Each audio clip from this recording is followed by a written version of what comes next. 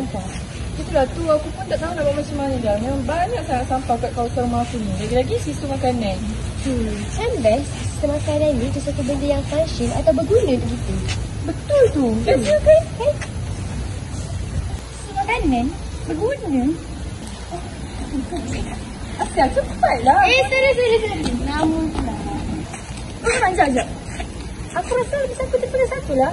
Jadi kan korang cakap, jadikan sampah kepada barang berguna. Apa dia tukar sampah jadi tenaga? Tenaga? Macam mana tu? Macam ni. Kau nak lagi boleh tak? Hai, kami dari Waste Smart.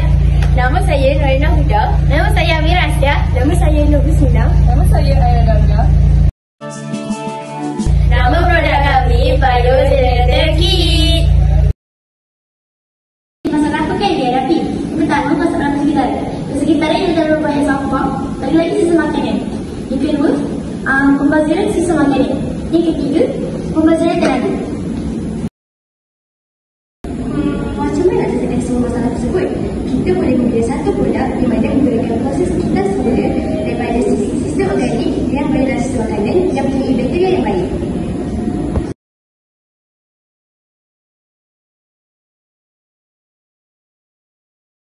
Mereka merupakan bahan-bahan yang boleh didapati di industri DIY. Yang pertama, bekas plastik. Yang kedua, wire elektrik. Yang ketiga, clip wire. Yang keempat, spine. Dan akhir sekali, activated carbon filter. Seterusnya, bahan yang tidak boleh didapati di industri DIY, graphic electric rod, USB booster module. Itu sahaja. Dan seterusnya, kita masuk kepada langkah-langkah pemasangan. Yang pertama, sediakan bekas dan medium. Basuh hingga bersih dan keringkan.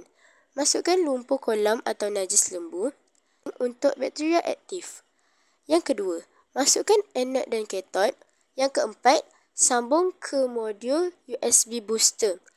Output USB disambungkan LED kecil atau mini kipas atau power bank.